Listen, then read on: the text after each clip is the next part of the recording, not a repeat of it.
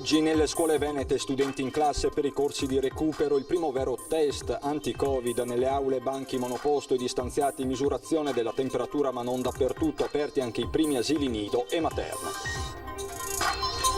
Trasporto pubblico a livello nazionale è raggiunta l'intesa sulla capienza all'80% dei mezzi, ma la partita, fa intendere Zaia, non è chiusa, pronta un'ordinanza regionale. Almeno 5 dipendenti della Questura di Venezia positivi al virus fanno parte dell'ufficio di gabinetto, il contagio scattato a una cena dell'ufficio. Il giallo dei conteggi dei decessi per Covid, ecco la lettera che la Regione del Veneto ha inviato al Ministero della Salute per chiedere chiarimenti sui negativizzati deceduti.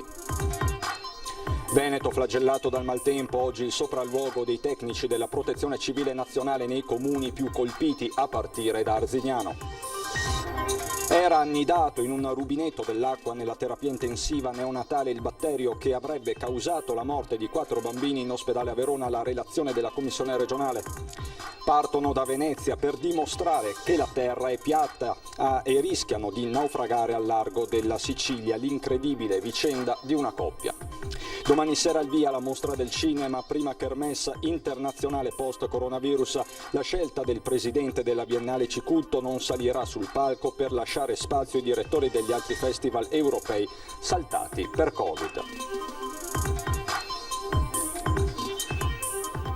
Bentrovati telespettatori di Antenna 3, quindi è con la scuola che apriamo questa sera la nostra edizione regionale dei telegiornali, perché sono partiti oggi i corsi di recupero, un vero e proprio banco di prova nell'era del Covid. Siamo andati in 2 istituti del territorio, questa è la situazione nel Trevigiano. Buongiorno. Prove generali per il rientro. Loro sono i primi a provare come sarà la scuola a partire dal 14. I corsi di recupero fungono da banco di prova per le misure di sicurezza che gli istituti adotteranno. Al liceo classico Canova sono un centinaio gli studenti ad aver varcato la soglia, presenti a scuola una quarantina per ogni blocco di lezione. Assieme al protocollo anti-Covid, ieri avevo scritto un comunicato con le regole principali. Con piacere, insomma, mi sono resa conto che avevano letto questo comunicato, anche perché probabilmente i genitori in questo momento sono particolarmente attenti a questo aspetto e comunque i docenti avevano anche questo compito stamattina, prima di iniziare la lezione, di illustrare il contenuto di questo comunicato. Oggi prove generali di inizio scuola, com'è andata? Bene, eravamo pochi in classe. Ci hanno spiegato appunto come dobbiamo comportarci in classe con i vari distanziamenti, l'intervallo, le mascherine appunto, e niente, quando appunto si avvicina la professoressa dobbiamo tirarcela su la mascherina eccetera, ma sì, tutto diciamo nella norma. Regole base quali distanziamento, igienizzazione delle mani, misurazione della febbre che spetta ai genitori prima di mandarli a scuola e che sono tenuti ad autodichiarare. È proprio la febbre e le ipotesi sul monitoraggio che ne consegue terrorizza le mamme. Speriamo che si ammalino il meno possibile. Febbre che all'Istituto Mazzotti viene controllata all'ingresso con il termoscanner, ma solo in questi giorni. Ogni istituto superiore della provincia agisce in autonomia, dedicando il periodo di recupero anche a materie penalizzate dalla didattica a distanza, come la Mazzotti, per queste studentesse già diplomate, ma tornate in aula in vista della certificazione per la lingua francese. Come l'avete vissuto quest'anno? È stato tosto perché da un giorno all'altro ci siamo trovati a fare lezioni online, però comunque i prof sono stati bravi a essere, diciamo, a recuperare, insomma, a essere all'avanguardia, a sostenere comunque le lezioni a distanza. Nei 2 settimane appunto di PAI, di recupero degli apprendimenti individualizzati, abbiamo organizzato gli spazi partendo proprio dalla necessità di garantire il distanziamento, per cui ci sono circa 265-267 ragazzi che sono entrati a scuola con tutte le procedure di ingresso, quindi attesi fuori, poi fatti entrare, sanificato le mani, misurato la temperatura e accompagnati nelle aule. Nelle aule sono seduti con dovuto distanziamento a scacchiera. Ogni aula è composta da 8-10 studenti, prove di tenuta dell'organizzazione della struttura che ne dovrà accogliere 1750. Per scaricare la struttura di presenze sarà ripristinata la didattica a distanza in modalità da definire.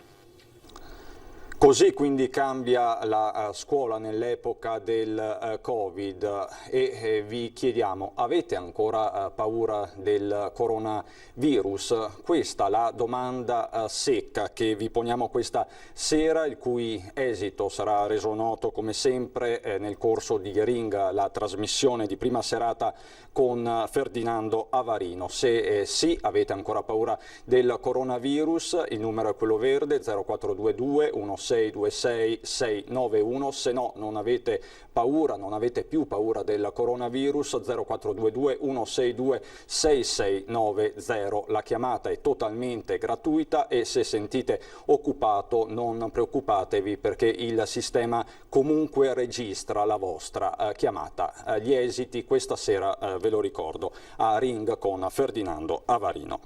E abbiamo visto le classi che si sdoppiano, quindi singolare quello che sta succedendo in un liceo di Montagnana. In tempi di emergenza sanitaria, mentre si cerca di ridurre gli assembramenti e si discute sull'uso o meno della mascherina a scuola, accade in un liceo di Montagnana che 2 classi vengano accorpate, così da 15 persone per aula i ragazzi si troveranno in 30.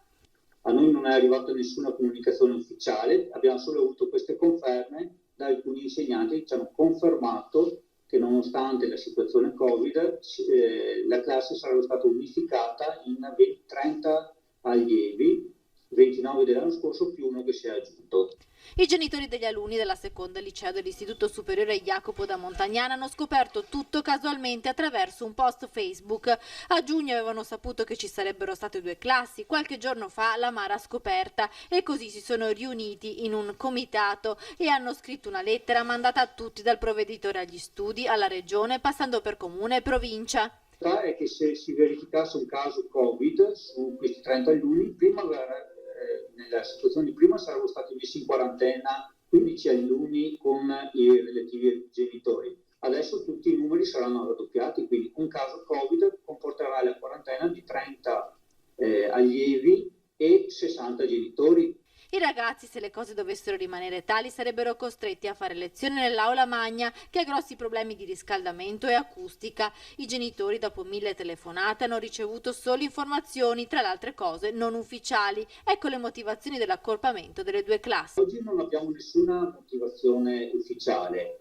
In via ufficiosa abbiamo ricevuto delle telefonate in cui ci è sembrato che la motivazione principale è una mancanza di organico, quindi mancano insegnanti, non tanto nella nostra scuola, perché la classe, le 2 sezioni avevano entrambe gli insegnanti quasi tutti di ruolo, e quelli non di ruolo avevano confermato il loro posto, ma probabilmente in questo modo, unendo le 2 sezioni, l'ufficio scolastico provinciale recupera alcuni insegnanti che può direzionare in altre scuole.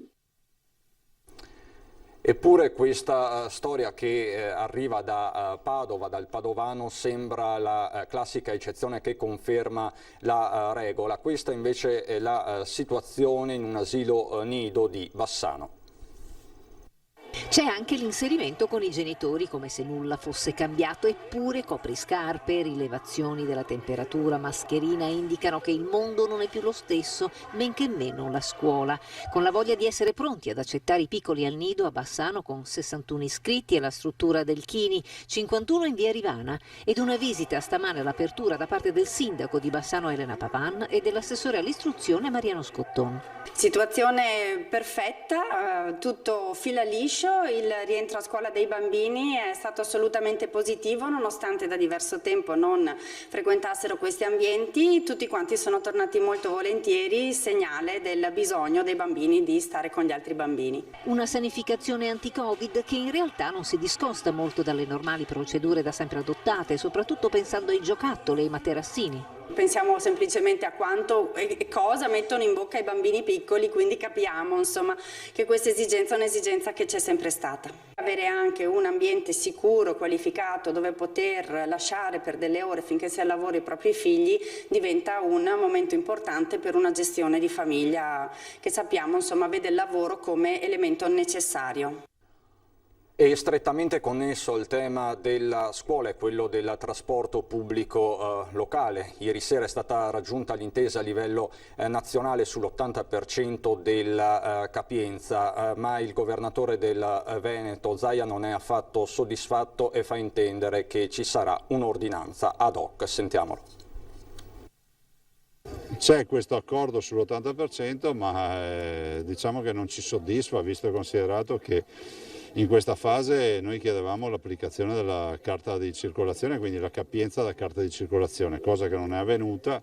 Adesso stiamo valutando il da farsi rispetto a tutto questo. Certo è che questo avrà un peso sui bilanci delle società e anche rispetto ai disagi che si creano ai cittadini. L'insoddisfazione del governatore è palpabile, nonostante dal punto di vista formale l'intesa in conferenza Stato-Regioni sia stata raggiunta con l'ok del Comitato Tecnico Scientifico, un compromesso tra la proposta iniziale del 50% della capienza e quella della massima occupazione portata avanti da buona parte dei governatori, Zaia in primis. Il 100% potrà esserci solo per i viaggi brevi, ovvero sotto i 15 minuti. Noi pensiamo che debba essere interpretato con un minimo di elasticità, tanto è vero che adesso ci stiamo ancora confrontando, approfondendo rispetto anche a queste varianti, a queste deroghe che potrebbero aiutare ovviamente a fare in modo che magari l'ultimo tratto della corsa del treno piuttosto che del pullman possa andare al 100%. Insomma, si prevedono contromisure da Venezia. Stiamo valutando queste cose, farò un'ordinanza e quindi nell'ordinanza ci sarà scritto tutto. Di una soluzione non completa del problema parla dal canto suo l'assessore regionale ai trasporti Elisa De Berti, che nel pomeriggio si è collegata con i presidenti delle società di trasporto pubblico locale. In 10 giorni dovranno le aziende di trasporto fare un lavoro immane ricorrendo a NCC, taxi e autobus privati. Insomma, una corsa contro il tempo, ma anche un salasso per le casse pubbliche, seppure il governo abbia messo sul tavolo 200 milioni di euro, ma questo per tutte le regioni. Solo per il Veneto serviranno somme che si aggirano intorno ai 2 milioni, per questo 20% 2 milioni e mezzo a settimana, senza considerare la navigazione, che sono altri 500 mila.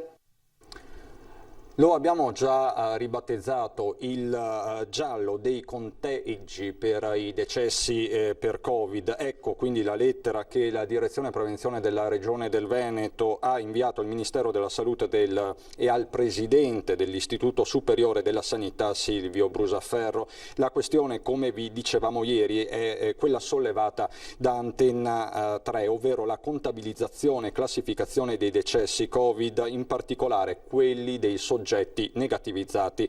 Nella lettera, lo potete anche leggere, la Regione chiede se tra i deceduti positivi per Covid vadano ricompresi soggetti morti durante il ricovero per Covid-19 e nel frattempo diventati negativi, e questo indipendentemente dall'intervallo temporale intercorso tra negativizzazione e decesso e in maniera indipendente pure dalla causa di morte, ed è proprio quest'ultimo il passaggio cruciale. Sempre la Regione chiede se lo stesso debba intendersi per i deceduti sul territorio, quindi quelli non ricoverati. Per la Regione devono essere modificati i criteri di conteggio. Un altro passaggio della lettera afferma che un chiarimento è utile anche per capire se debbano essere rivisti anche i dati storici, e questo cambierebbe parecchio le carte in tavola. Mentre continuate a vedere il nostro sondaggio, la domanda che vi stiamo ponendo questa sera: avete ancora paura del virus? Sì, il numero è quello verde, no, quello in rosso. Gli esiti a Ring questa sera a partire dalle 21:15. E sempre a proposito di Covid, ci sono dei nuovi casi in questura a Venezia. Ci sono alcuni casi positivi al Covid-19 all'interno dell'ufficio di gabinetto della Questura di Venezia. Non ci sono conferme ufficiali sul numero, anche se, secondo la FSP del Veneto, la Federazione Sindacale di Polizia, i contagiati sono almeno 5. Al di là del numero, la conferma della positività viene proprio dai vertici della Questura, alla luce degli accertamenti compiuti dal personale dell'ULSS in collaborazione con i medici della Polizia di Stato. I soggetti positivi farebbero tutti parte dell'ufficio di gabinetto e sarebbe già stata individuata anche la causa del contagio. Nei giorni scorsi, infatti, si è svolta una cena dell'ufficio alla quale era presente una persona poi risultata positiva al Covid-19. Al momento non si rilevano altre criticità e anche per gli stessi soggetti positivi sembra che le condizioni di salute siano buone. Positivo al coronavirus è risultato anche un assessore comunale di Campodarsego, soltanto una settimana fa aveva partecipato al Consiglio comunale. C'era anche Paolo Masone, assessore all'ambiente, alla seduta riunita in presenza nel rispetto di tutte le misure di sicurezza. Appuntamento di fine mandato per il comune che andrà il 20 e 21 settembre a elezioni. L'incontro si è svolto con regolarità, tutti i presenti indossavano la mascherina, per tutti c'era stata la misurazione della temperatura corporea, ha spiegato l'amministrazione comunale. I contatti più stretti dell'assessore sono stati sottoposti dall'US al tampone, alcuni esiti sono già arrivati e sono negativi. Sarebbe stato annidato in un rubinetto dell'acqua utilizzata dal personale della terapia intensiva neonatale dell'ospedale della donna e del bambino di Borgo Trento a Verona il Citrobacter, batterio che sarebbe stato la causa della morte di 4 bambini tra la fine del 2018 e quest'anno e che ha indotto i responsabili sanitari alla chiusura del reparto. È la conclusione a cui giunge la relazione di una delle 2 commissioni nominate dalla Regione del Veneto. Secondo le conclusioni della commissione esterna, il Citrobacter avrebbe colonizzato il rubinetto probabilmente a causa di un mancato o parziale rispetto delle misure di igiene. Un altro errore potrebbe essere stato di ricorrere all'acqua del rubinetto e non ad acqua sterile. Ho ricevuto la relazione sul caso, spiega il governatore Zaia, e ho dato disposizione al segretario regionale della Sanità Mantoan che tale relazione venga inoltrata alla Procura della Repubblica. Questi quindi gli ultimi sviluppi in materia di Citrobacter a Verona. Adesso per noi c'è qualche istante di pubblicità, dopo ritorniamo a parlare di maltempo. A dopo.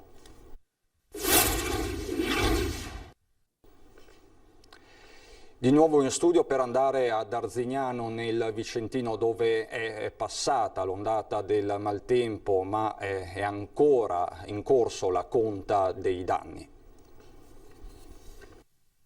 Non vogliamo illudere nessuno perché non sappiamo ancora, non abbiamo un'entità, non abbiamo nemmeno la certezza di quante risorse arriveranno. Ecco. Dipenderà da quello che il governo deciderà appunto di stanziare, però è importante segnalare questo sicuramente. L'importanza di segnalare. A farlo ufficialmente il primo cittadino di Arzignano, che oggi in delegazione ha accompagnato 2 tecnici e 2 ingegneri della Protezione Civile Nazionale nei luoghi dove maggiormente il maltempo ha colpito. Verso le 10 la prima tappa il Galilei, un istituto scolastico dichiarato inagibile già per il Covid e che ora la furia del maltempo ne ha peggiorato drasticamente la condizione. Imminente l'inizio dell'anno scolastico, potrebbero giungere qui gli annunciati container per poter iniziare le lezioni. Hanno preso atto naturalmente, hanno visto anche l'entità e anche appunto i danni ingenti che ha subito anche solo l'Istituto Galilei e siamo tra l'altro preoccupati molto per la ripartenza, così pure i danni di altre scuole che stiamo ancora quantificando esattamente, quindi io credo abbiano davvero capito che questo maltempo ci ha messo un po' molto in difficoltà, ha creato molti problemi alla nostra città. La delegazione poi si è spostata agli impianti sportivi con le coperture dilaniate e a San Zeno, dove svetta tristemente il campanile spuntato tra i tetti devastati dal vento. Danni pubblici e danni privati. Ancora tutto deve essere quantificato. Questa volta non si può fare affidamento solo sulla determinazione della gente a non farsi sopraffare dalle avversità. Abbiamo visto quanti cittadini subito dopo l'ondata di maltempo erano già però in strada e si sono rimboccati le maniche, però questa volta davvero abbiamo bisogno di attenzione e soprattutto abbiamo bisogno di risorse, di risorse sia per il patrimonio pubblico, le nostre scuole, la prima cifra che avevamo di 2 milioni di euro, siamo già a 3 milioni di euro stamattina, ma io spero che possano davvero anche dare una mano alle famiglie e ai cittadini, e quello è quello che davvero mi auguro più di tutto.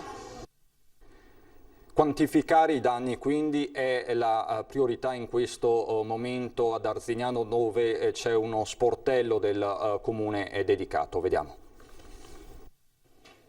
È iniziata oggi.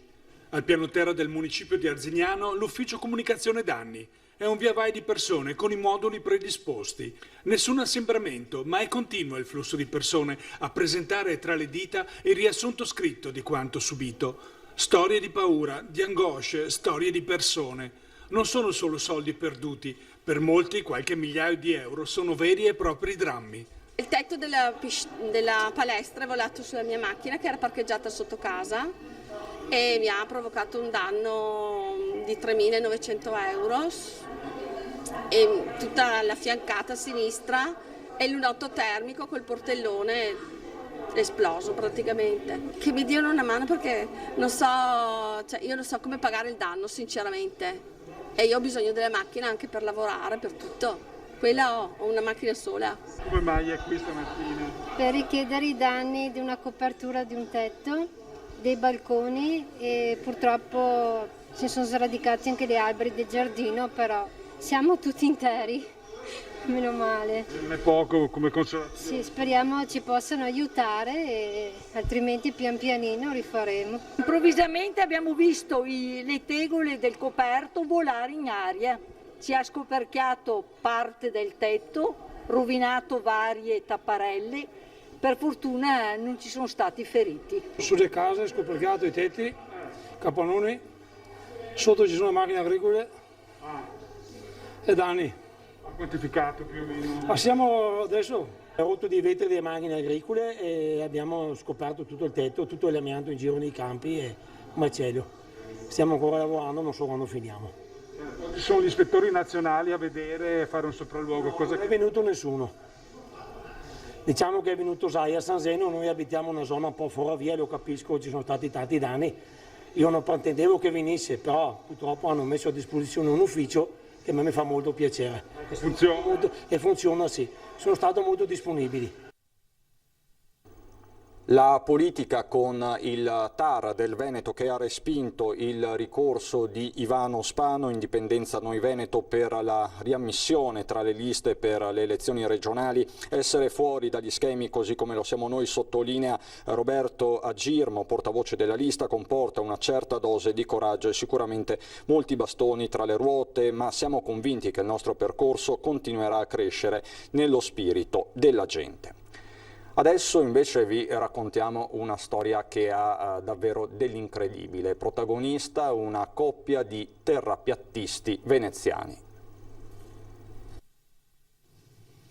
La storia ha dell'incredibile a partire dal motivo per cui è iniziata e dal momento in piena emergenza coronavirus. Due veneziani di mezza età, infatti, sostenitori della teoria nata alla fine dell'Ottocento, per cui la Terra è piatta e non sferica, hanno deciso, come racconta la stampa, che cita anche il medico che ha seguito il caso, di partire dal Veneto, imbarcarsi e fare rotta per Lampedusa, convinti che quella fosse l'isola con cui finiva la Terra. Il tutto in pieno lockdown, quindi alcuni mesi fa. E invece, a quanto pare, è andato tutto storto. Hanno sbagliato rotta, sono andati a nord invece che a sud e arrivati a Ustica sono stati soccorsi, stanchi e assetati, poco prima di naufragare, dal sindaco, dai carabinieri e dalla guardia costiera. Aggiungiamoci, particolare curioso, che si orientavano con una bussola, strumento che sfrutta il magnetismo terrestre, un fenomeno che i terrapiattisti dovrebbero rifiutare. A quel punto l'ufficio di sanità marittima di Palermo avrebbe imposto loro la quarantena, attraccati a Palermo, ma loro tentano di fuggire per essere poi ripresi a poca distanza dalla costa e riportati a riva.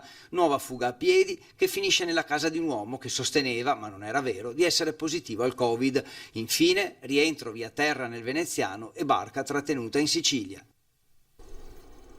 Questa è la storia con cui chiudiamo il telegiornale questa sera, gli aggiornamenti sulla mostra del cinema nell'edizione veneziana che arriverà fra pochi minuti. Nel frattempo vi ricordo l'appuntamento di questa sera con Ring e Ferdinando Avarino in studio. Questa sera diversi gli ospiti: Elena La Rocca del Movimento 5 Stelle, Alessandro Luigi Bisato, segretario del Partito Democratico, Federico Caner, assessore uscente della Lega, Antonio Guadagnini del Partito dei Veneti, Maurizio Scalabrin di Italia Viva. Questo quindi il parterre di Ferdinando Avarino questa sera a Ring, mentre vi ricordo ancora una volta il sondaggio, lo state vedendo a ripetizione in sovraimpressione. Avete ancora paura del coronavirus? Il virus in qualche modo è cambiato, ce lo dicono anche i dati. Certo, il contagio continua, quindi stiamo assistendo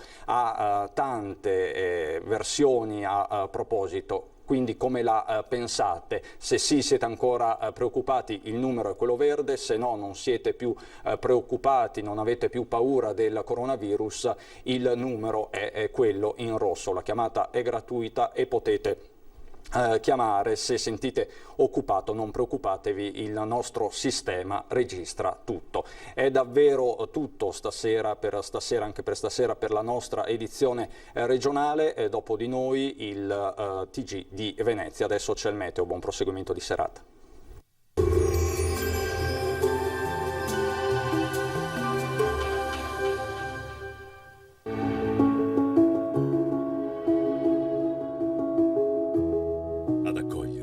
Sarà Conegliano.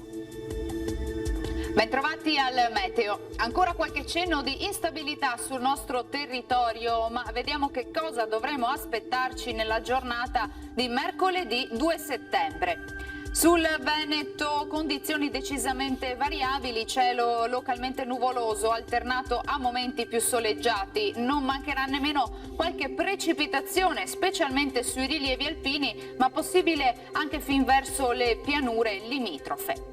Temperature in calo, minime tra 12 e 18 gradi, massime invece tra i 21 e i 26 gradi all'incirca. Ci spostiamo ora sul Friuli Venezia Giulia, qualche nube al mattino alternata a schiarite, nel pomeriggio occasionali acquazzoni in montagna e sulle zone circostanti. Temperature minime fino a 17 gradi, massime sui 23-25 gradi. Ci spostiamo infine sul Trentino Alto Adige, anche qui tempo spiccatamente instabile con precipitazioni sparse e momenti invece più asciutti e con più sole. Temperature minime sui 12 gradi, massime fino a 23 all'incirca. Dal meteo di Antenna 3 per ora è tutto, arrivederci al prossimo aggiornamento.